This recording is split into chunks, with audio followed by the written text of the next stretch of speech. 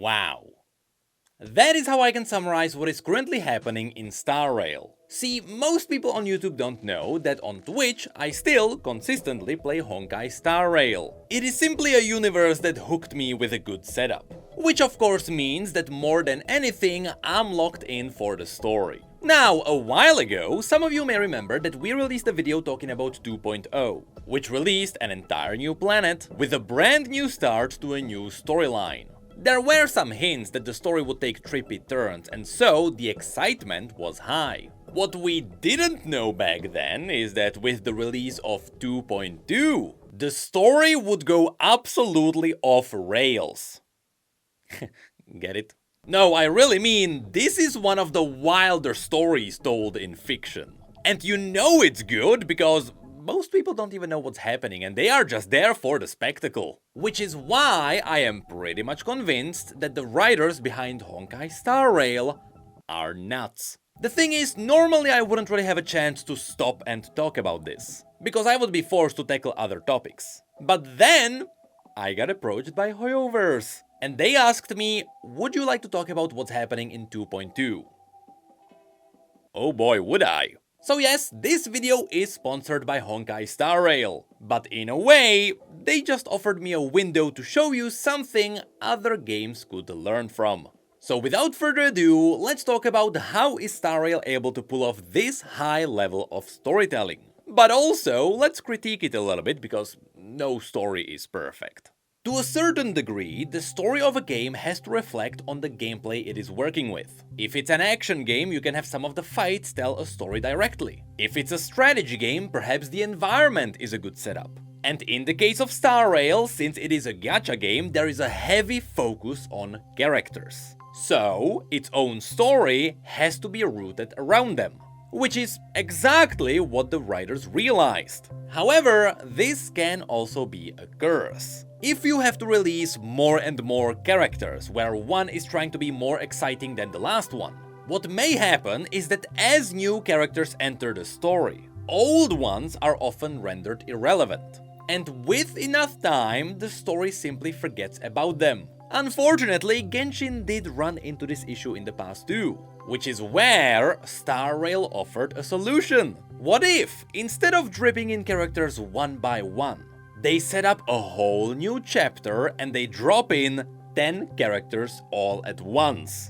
Well, simply said, that's one of the reasons why the story of Panic Oni was so good. Many may not realize it, but the success to Panic Oni's story is this approach to the storytelling. It became a massive web of complex relationships, scheming and backstabbing. I mean, really, let's name all the characters that were set up early. Acheron, Adventurine, Black Swan, Dr. Ratio, Gallagher, Misha, Robin, Sunday, Sparkle, Firefly, Sam, and Duke Inferno. After which 2.1 also set up Jade and Boothill. And of course, you also had all the old characters who arrived in the story too. And that's on top of all the characters who didn't become playable characters. So only from the new ones, in the case of Panic Oni's story, I counted about 16 new characters.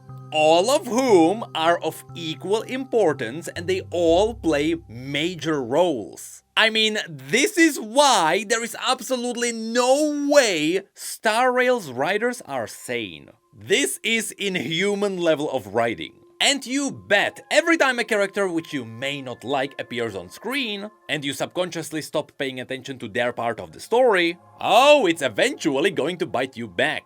It is truly incredible to see how well woven together everyone is. I know it may sound like an absolute crazy talk, but this is actually Game of Thrones level of complexity, which is both good and sketchy, and we'll talk about that in a second. Although I am aware that simply saying that a story has a lot of characters will not necessarily sell you on it. So that's where the second amazing point comes into play. Simply said, the story of Panic Oni is absolutely riddled with twists. Which is awesome because the entire setup of the story is a mystery. One that's dealing with delving into dreams and subconscious realities. Using these, the story always sets up some kind of expectation, and then wipes the floor with it as it reveals something deeper beneath it. This happens about 3 times in the first part, twice in patch 2.1, and 4 times in 2.2. That is a total of 9 separate plot twists happening throughout this story. And as far as we know, we're not even done. Although, what's really amazing about all of this is that if you are really paying attention to the story, you can catch a twist early. And you are able to predict what is going to happen next. And when you succeed at that, it feels absolutely amazing. However, there are also some weaker sides to this. You see, because the complexity of the story is so high, if you miss something or you don't understand a piece of plot that just happened, it may feel like you are just scooting along a disconnected story. Unfortunately, this is simply how complex stories work.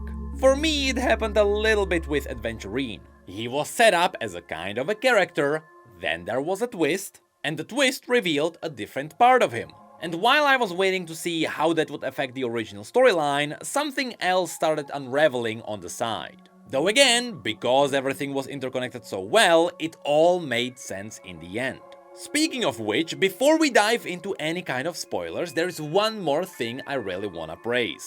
For a story with so many characters, it is incredible to see that not a single one is really boring. I have not witnessed this in a while. No matter what game you're playing, there is always that 1 or 2 characters you just don't vibe with. And whenever they appear on screen, you just zone out. Well, here, that just didn't happen to me.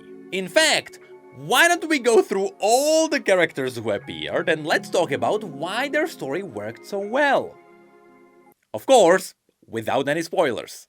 Acheron enters as a mysterious figure and then leaves as not that mysterious, but still mysterious enough to have a great story behind her, all while being really badass. Black Swan successfully kept the role of an agent that kept connecting everyone together. Robin stays as the main positive character with a major impact. Sunday keeps his stance as the main head of the family dealing with Paniconi. Also, in hindsight, with no spoilers at all, the name Sunday is really cool. Misha enters the scene as a relatively small character and then gets blown out of proportions. Adventurine starts as a sketchy character and then stays as a sketchy character, but gets some really big story in the background. Firefly is a character I will admit I did not cope with at first. But then the twists came.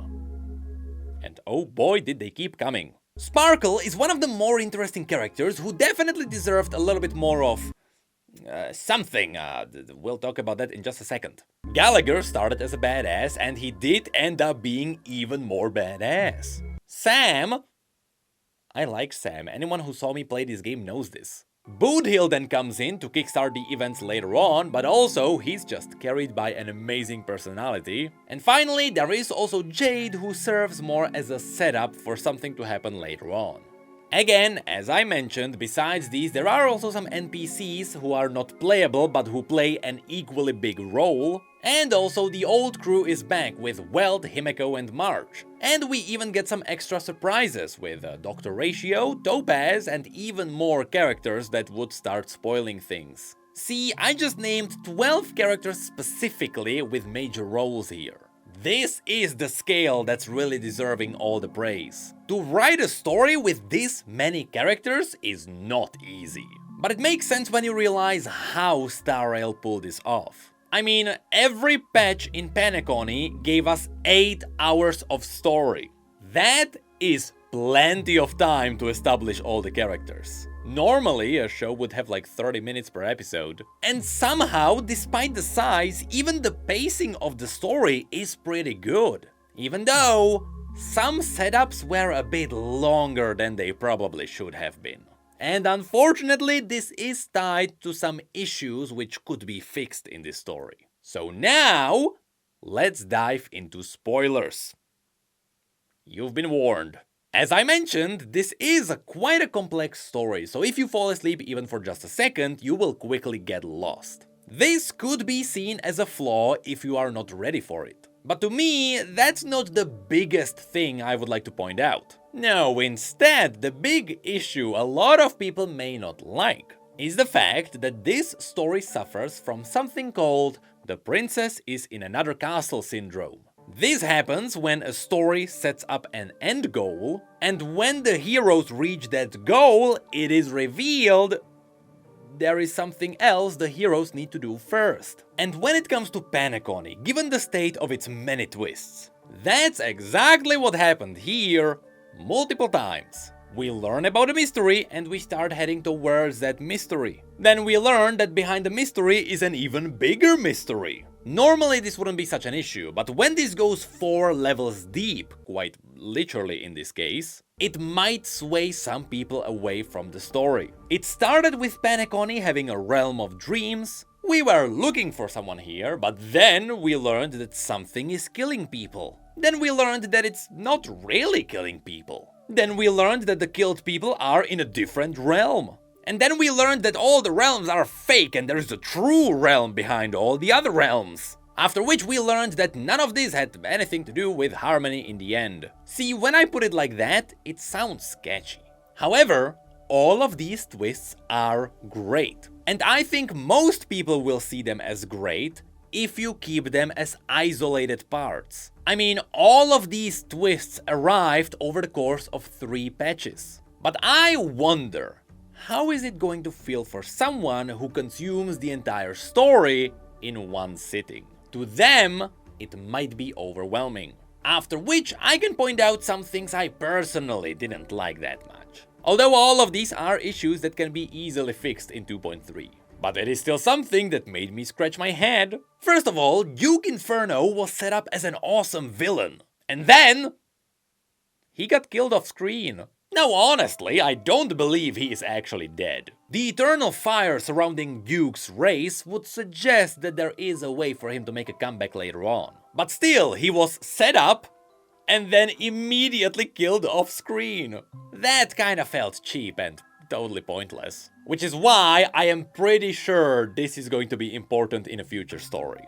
I know how you're dealing with story, Star Rail. Then, connected to the complexity of the story. Sometimes, when you are really trying to figure out what is happening in the story, you may be trying to figure out what's really happening. But then, when the real twists are revealed, sometimes the story is just not as cool as what you hoped it would be.